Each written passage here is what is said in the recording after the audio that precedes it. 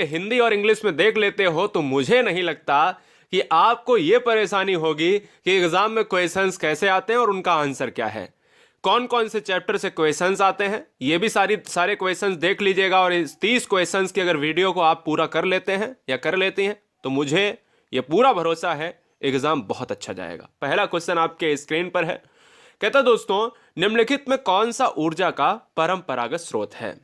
अगर आप परंपरागत स्रोत की बात करेंगे तो क्या सौर ऊर्जा यानी सोलर एनर्जी होगा, ज्वार भाटा यानी ज्वार भाटा लिख लीजिएगा जिसको टाइडल एनर्जी कहा जाता है, भाटा कर लीजिए। भूगर्भीय ऊष्मी जो ऊर्जा है जिसको जियोथर्मल एनर्जी कहा जाता है, या फिर फॉसिल्स की बात करेंगे जो जीवाश्म ईंधन होता है, तो बेटा परंपरागत स्रोत में हमारा जाता है जीवाश्म ईंधन। इसलिए इस क्वेश्चन का आंसर 4 लॉक हो जाएगा। ये बात याद रखिएगा, एनसीईआरटी हम पढ़ रहे हैं क्योंकि एनसीईआरटी ही ईवीएस में सीटेट में पूछा जाता है।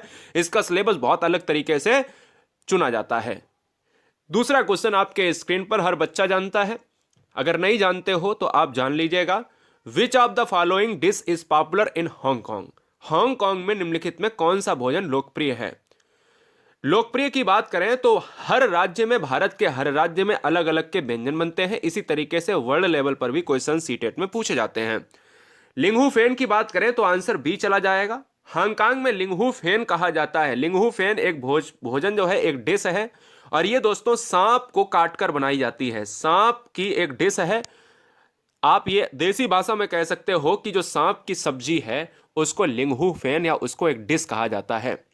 चैनल पर पहली बार है, अगर आपको शिक्षक और शिक्षिका बनना है तो सब्सक्राइब कर लें और अपना प्यारा सा जिला जरूर कमेंट करें कि आप कहां से आते हैं या कहां से आती हैं। इससे हमें पता चले आपके बारे में कि आप जैसे ब्रिलियंट बच्चे एक एग्जाम की प्रिपरेशन करके एग्जाम को फोड़ने वाले हैं। कहता दोस्तों, हिमालय में एप्पल एक औषधि पौधा है। एप्पल का मतलब आप ये ना समझें कि कोई हम किसी फल की बात कर रहे हैं, औषधि पौधे की बात कर रहे हैं। हिमालय में एप्पल एक औषधीय पौधा है जो उच्च क्षेत्रों में पाया जाता है। इसे किस समूह में रखें। अब देखिएगा, उच्च क्षेत्र का मतलब समझते हो ना, जो भारत जम्मू कश्मीर से लेकर आपका पूर्वोत्तर भारत, जो मिजोरम अरुणाचल प्रदेश का क्षेत्र है वो हिमालय ही है।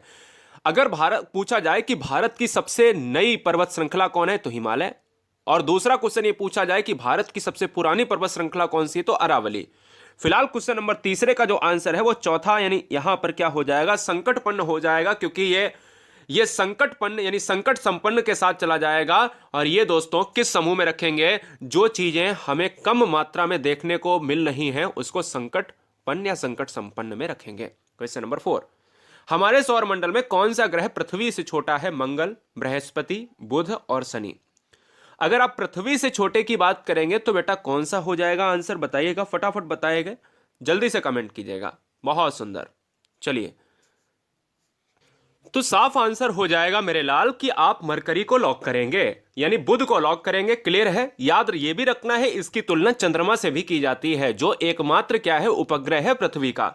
याद आपको ये भी रखना है, ये पृथ्वी से छोटा। दूसरा क्वेश्चन, सौर मंडल का सबसे छोटा ग्रह कौन सा है, वो भी मरकरी है। दूसरा, एक और पूछा जाता है कि पृथ्वी छोड़ो पूरे सौर मंडल सोलर सिस्टम का सबसे बड़ा ग्रह कौन सा है, तो दोस्तों वो है आपका, क्या है, वो आपका है बृहस्पति है। चलिए, 5 नंबर आपके स्क्रीन पर है कि एनसीएफ 2005 के अनुसार प्राथमिक स्तर पर ईवीएस का उद्देश्य निम्नलिखित में कौन सा होना चाहिए। आप ईवीएस की बात कर रहे हैं, लिंग संबंधी विषयों की तथा हसियाकरण के मुद्दों पर समालोचना करना, बच्चे के कंठस्थ करने की कला का विकास करना, प्राथमिक स्तर पर ईवीएस के सीखने में वर्णन के महत्व पर जोर देना, वातावरण संबंधी प्रमुख मुद्दों को पहचान व प्रत्यावाहन करना। 5 नंबर का जो आंसर बेटा किसके साथ चला जाएगा, आपको लॉक करना है तो आंसर जाएगा किसके साथ, 4 नंबर के साथ चला जाएगा, ऑप्शन नंबर 4। क्यों आज चला जाएगा, देखिएगा, मुद्दों पर समालोचना करना ठीक है, लेकिन लिंग संबंधी हो सकता है किसी एक ही लिंग को आप सर्वोपरि रख रहे हैं, है ना, हो सकता है लड़की लड़के में आप भेद कर रहे हैं, तो फिलहाल ऑप्शन 4 जाएगा, क्योंकि आप वातावरण संबंधी प्रमुख मुद्दों को पहचान और प्रत्यावाहन करेंगे, क्योंकि क्वेश्चन प्राथमिक स्तर का है। Question number 6, which of the following is the theme of EVS syllabus, यानी ईवीएस के पाठ्यक्रम की थीम क्या है, यानी ईवीएस के पाठ्यक्रम की थीम क्या है। ये क्वेश्चन एग्जाम में जब पूछा जाता है बच्चे कंफ्यूज होते हैं। कहता है वर्क एंड प्ले, कार्य एवं खेलकूद, thing we make and do, जो चीजें हम बनाते हैं और करते हैं, एनिमल्स, जानवर या प्लांट्स, पेड़ पौधे। बेटा देखिएगा, इस क्वेश्चन में अगर थीम की बात करें तो ये क्वेश्चन काफी विवादों में रहता है। फिलहाल मैं आपको बता देता हूं, things we make and do, चीजें जो हम बनाते हैं और करते हैं, ये चीजें एग्जाम में पूछी जाती हैं, ये क्वेश्चन एग्जाम में आता है कि थीम कौन सी है। चलिए, Sunita in space of EVS text book of NCERT is based on. NCERT की ईवीएस पुस्तक का अंतरिक्ष में सुनीता आधारित है। अब आप जानते हो कि सुनीता, अब सुनीता विलियम्स की बात अगर कर ले, सुनीता विलियम्स की अगर बात करते हैं तो स्पेस से संबंधित है।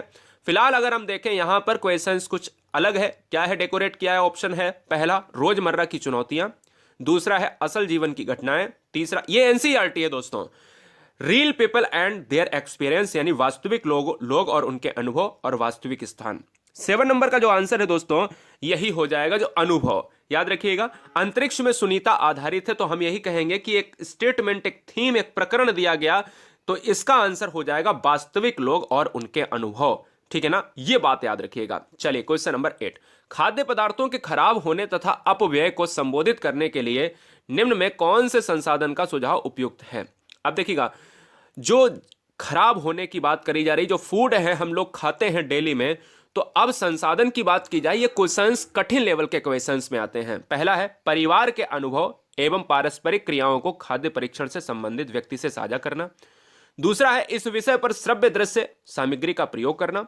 तीसरा है व्याख्या एवं विचार विमर्श, और चौथा है सोच, स्याही, जोड़ा एवं साझा। अब देखिए एक क्वेश्चन कितना टफ लेवल का है, लेकिन 8 नंबर का जो आंसर चला जाएगा, हम यही कहेंगे बड़े ऑप्शंस की तरफ बढ़ेंगे, और बड़ा ऑप्शंस पॉजिटिव ऑप्शन होता है। कहेंगे होता है का मतलब ये नहीं कि हमेशा होता है।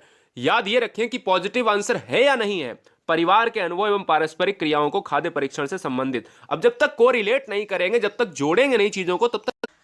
ईवीएस में एक शिक्षक निम्नलिखित में किसके अंतर्गत स्वच्छता अभियान चला सकता है? आपको बताना है। अगर ईवीएस में एक शिक्षक निम्नलिखित में किसके अंतर्गत स्वच्छता अभियान चलाएगा, तो हम यही कहेंगे किसके अंतर्गत? भाई परियोजना के अंतर्गत, प्रदत्त कार्य के अंतर्गत, क्षेत्र भ्रमण के अंतर्गत, या फिर प्रयोगात्मक कार्य के अंतर्गत। 9 नंबर का जो आंसर है दोस्तों, वो कहेंगे कि प्रोजेक्ट परियोजना, या प्रोजेक्ट परियोजना का मतलब है कि प्रोजेक्ट वर्क। ऑप्शन नंबर जाएगा फर्स्ट के साथ। क्लियर है? चलिए क्वेश्चन नंबर 10, एनसीईआरटी के ईवीएस के अध्याय 15 कक्षा 5 में उसी से डंडा उसी से गर्म नामक डॉक्टर जाकिर हुसैन द्वारा रचित एक कहानी का प्रयोग किया गया है।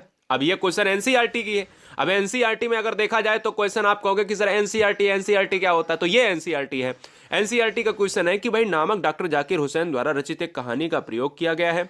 जाकिर हुसैन एक बेहद बेहतरीन विद्वान और बेहतरीन व्यक्ति रहे हैं, और बेहतरीन रचनाकार भी रहे हैं दोस्तों। तो फिलहाल क्वेश्चन नंबर 10 का जो आंसर जाएगा, वो जाएगा किसके साथ? तीसरे के साथ चला जाएगा, प्राथमिक स्तर पर सांस लेने और छोड़ने की प्रक्रिया की समझ।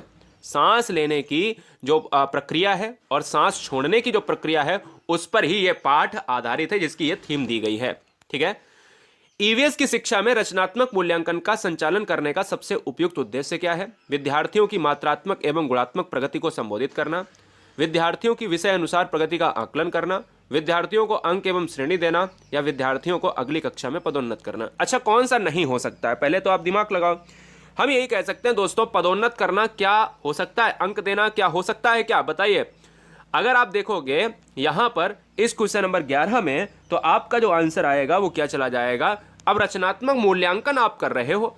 अब मूल्यांकन तो आकलन से संबंधित होता है, आकलन, मूल्यांकन, इवोल्यूशन, इस तरीके के ऑप्शंस अगर आप देखते हो, तो ये आपको याद रखना है कि विद्यार्थियों की विषय अनुसार प्रगति का आकलन करना, ये क्वेश्चन के साथ बहुत अच्छी तरीके से संबंधित है। अगला 12 नंबर है, ईवीएस का शिक्षक सदैव अपने पास एक डायरी व कलम रखता है। बड़ा अच्छा प्रश्न है। तथा अपने छात्रों के प्रतिदिन के अर्थपूर्ण एवं दिलचस्प व्यवहार का अवलोकन करता है। शिक्षक प्रयोग करता है मेरे लाल, बताइएगा आप जवाब दी। दिलचस्प व्यवहार का अवलोकन, तो इसका आंसर हो जाएगा ऑप्शन नंबर फर्स्ट हो जाएगा बेटा, दृष्टांत वर्णन उपकरण। रीजन क्या है? अब बच्चे कहेंगे सर पोर्टफोलियो क्यों नहीं हो सकता? अरे भाई, पोर्टफोलियो वो होता है जहां पर छात्रों के शैक्षणिक कार्यों का संकलन होता है। आप कहोगे सर क्यों? अब देखो, अगर कोई टीचर अपने पास एक डायरी और पेन रखता है, इसका मतलब यह है कि बच्चों के व्यवहार को देखने के बाद कि बच्चे क्या एक्टिविटी कर रहे हैं, उसको देखने के बाद अपनी डायरी में एक छोटा सा वर्णन करते हैं। समझ में आया? तो पोर्टफोलियो बहुत अलग है। पोर्टफोलियो में बच्चे के लेखा जोखा की एक फाइल होती है। यहां पर वो फाइल नहीं, यहां पर बच्चे के लिए वो कह रहा है कि एक शिक्षक के पास खुद एक डायरी होती है। तो वो डायरी अलग अलग विद्यार्थियों के लिए नहीं होती है, वो डायरी पूरी क्लास के लिए होती है, और पोर्टफोलियो एक अलग अलग विद्यार्थी के लिए होती है। तो मुझे लगता है ये डाउट आपका क्लियर हो गया होगा। 13 नंबर, निम्नलिखित में कौन सा ईवीएस के आकलन का सूचक हो सकता है? अगर आप सूचक की बात करेंगे तो मैं तो आपसे बस यही कहूंगा कि इस क्वेश्चन को आप ध्यान से पढ़िएगा। इस क्वेश्चन को आप ध्यान से पढ़िएगा कि ईवीएस के आकलन में आप ऑप्शंस यहां से चुनिएगा, क्योंकि ये ऑप्शंस को पढ़ना है और यहां से चुनना है। अब देखिए, ऐसे क्वेश्चन आपको सीटेट एनसीईआरटी में मिलेंगे। तो देखिएगा, यहां पर 13 नंबर का 2 आंसर हो जाएगा। 2 का मतलब है ए भी है अवलोकन, सी भी है याद और स्मृति, डी भी है यानी प्रत्यावाहन। अब देखिएगा, ईवीएस के आकलन में आप ये चीजें चेक करते हो कि बच्चे का ऑब्जर्वेशन या ऑब्जर्व करते हो, चीजों को रिमेंबर रखते हो कि बच्चे ने क्या रखा है, क्या विस्मृति किया है, रिकॉल, क्या बच्चा पढ़ सकता है, क्या बच्चा अगर कोई चीज भूल रहा है तो उसको रिकॉल कर सकता है, यानी अगर चाहे वो याद करना है तो क्या हो रहा है उसको रिकॉल कहा जाता है। इसलिए इस क्वेश्चन का आंसर ऑप्शन नंबर ए हो जाएगा, ए सी डी ओनली के साथ जाएगा। 14